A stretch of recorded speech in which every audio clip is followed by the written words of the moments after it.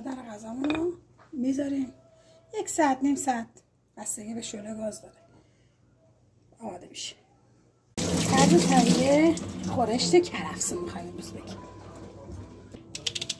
حالا پیاز رو خرد میکنیم. پیاز هر چی ریزتر باشه برای لاب غذا بهتره.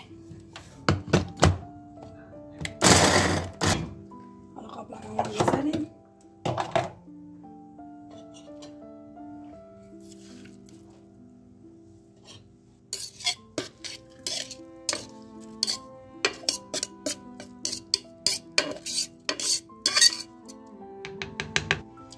روغنمون رو میریزیم.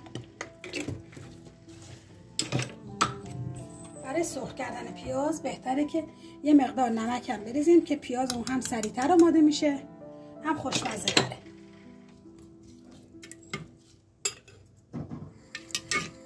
حالا که دیگ سنگی آروم آروم گرم بشه زیر شعله‌مون رو کم گذاشتیم.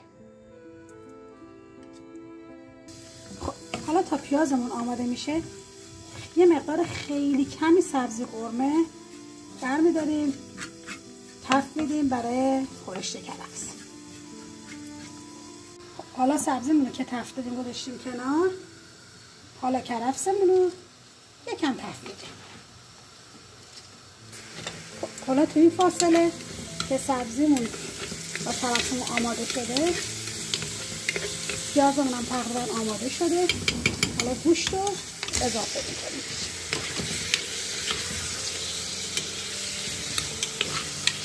یکم پیاز سبک بشه براش کافیه که گوشت رو اضافه کنیم. الان کرفسمون داره آماده میشه. تقریبا دیگه کرفسمون کامل آماده شده. حالا با سبزیمون آتیش میکنیم.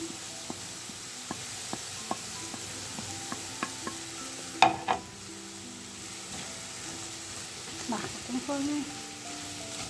زیر گاز خاموش میکنیم و کنار میذاریم. خب حالا الان مقدار زردچوبه به گوشت اضافه میکنیم. فلفل سیاه و کمی دارچین باعث میشه گوشتمون سریع پخته بشه. وقتی که به گوشت فلفل سیاه و دارچین میزنید باعث پخته شدن سریع گوشت میشه. حالا کرفسمون رو قاطی گوشتمون میکنیم.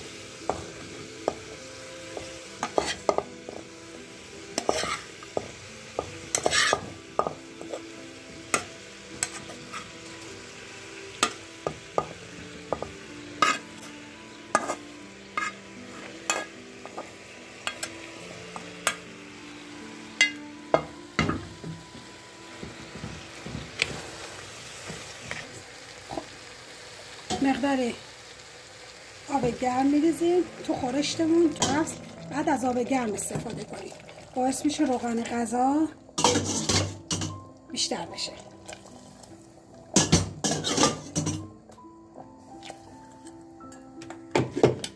مقدار کمی هم رب میریزیم. رب لاب خورشتمون رو خیلی بیشتر میکنه.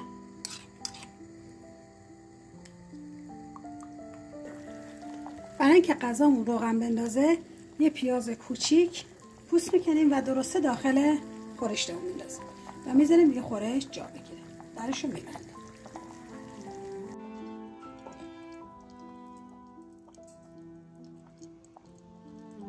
حالا در غذامون رو میذاریم 1 ساعت نیم ساعت، بستگی به شعله گاز داره، آماده میشه.